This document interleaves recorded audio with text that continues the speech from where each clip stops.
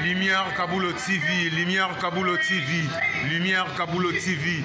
Réflexion avec R9, Fabrice R9, Fabrice. Mobali Mateo, Balingaka, moi c'est Lolanga Ninyango, Nengosa Salanga Eleki Makasi, Kaboulo TV, yo, Lumière Kaboulo, réflexion. Réflexion, double CD Fantomas, Mayo. Il est là, il a toujours. Barbito s'abonne, chaîne les amoko. Ça c'est dit, tu m'as beaucoup de temps à s'abonner. Bon, donc, mon yango, YouTube, aux avana, moko gaga. Réflexion, trop bandela. Réflexion, lumière, Kamboul, Yangwana, Balai qui est ça la biso bien. Tous en ciment pour. Et c'est la G. Bongo. Toujours. Bonjour, Nabiso Nyoso, Bandeko, Bozo, l'émission à réflexion. Naiko répondre à la question et tout na semaine oyo. Eloko nini et salaka po bolingo et vanda. To stratégie nini okoki ko sala po o améliorer relation na yo amoureux. Eloko ne koki ko sala ma po bolingo ezalate. Bolingo na déjà pour vanda na katia couple ezali deux personnes binomi balé faut travailler. Eloko sa ba stratégie ni bokoki ko sala po evanda bo umela ezali ke faut kozala patience, faut kozala doux, faut kozala na ba parole moko positif, faut ko motiver muninga, faut kozala ba demande tango moni muninga za na faiblesse.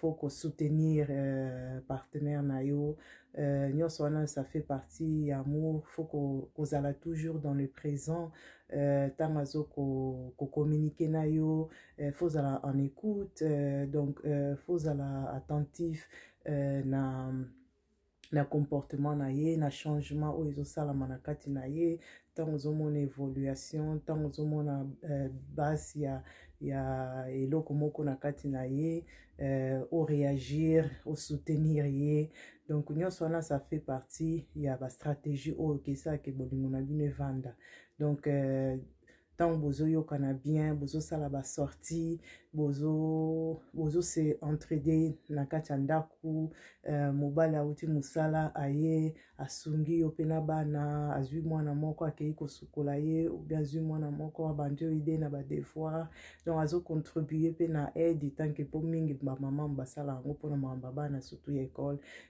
kosala bango ba tartine par exemple ou bien kotika bana kokende ba réunion ya bana mingi ba papa basoki par nango vraiment te mais tant papa moko azo sala ngo moi ça zo mona ezoko matisa lisusu eloko moko kati na ezoloba ke ya mobali nanga vraiment a s'intégraka na makambo pe o ezo faire partie ya éducation ya bana.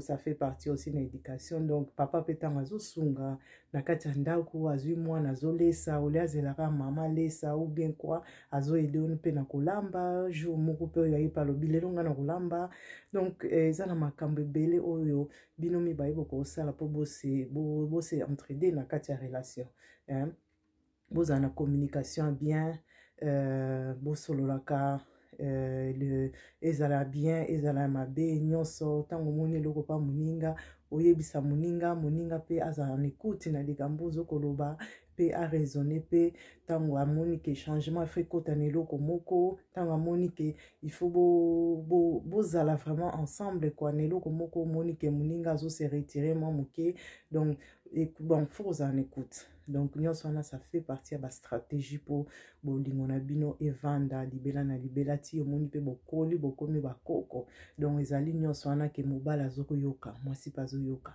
mobala aza na patience mwasi pa aza na patience mobali aza na douceur moko mwasi pa aza na douceur moko moko po matisi mwa voix mwasi amikitisi moko mwasi amatisi voix mobali pa amikitisi donc nyonso wana ça fait partie ya ba stratégie ke amour na bino ekoki kovanda après eloko nini ekosala ke amour na bino ekita vraiment esengaki na moti bo se séparer donc ezali ke biloko nyonso na totanga wana ezangi par exemple surtout eza le plus important ezali communication. Tant ba communication ezangi na kati ya relation eza difficile po bozala na koyokani.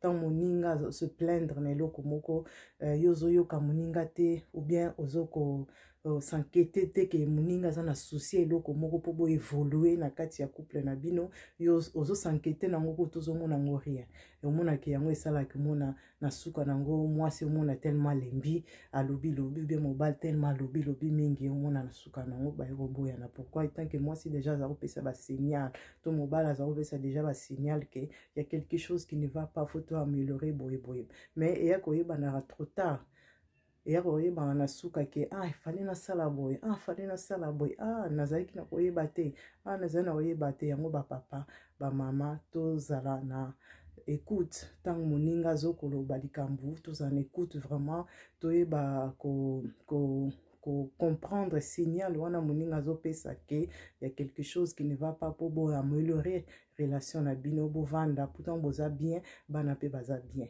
Donc c'est ça quoi. Donc eloko ko ça ke couple na bino vanda te zali communication. Tant amour pesalité moninga zo se sentir aza aimé. Donc yango pe ekosa ke problème ekota na kati ya relation na bino moninga bando beto bakara yo pozo beta moninga kara me bovandi ka po bovanda amour ezate eza kitoko te.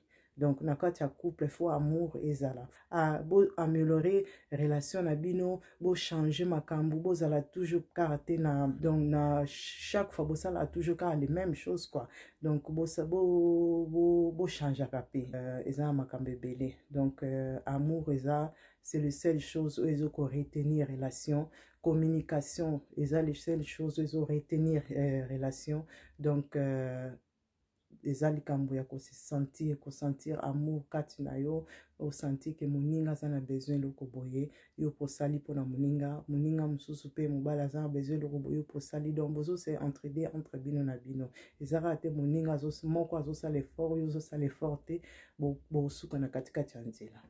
Donc c'est ça quoi. Yango wana na ngana répondre na question oyo frère Lumière Atuni. En tout cas Nzambe abatela bino émission réflexion kende liboso. En tout cas bonne semaine à tous. Au revoir.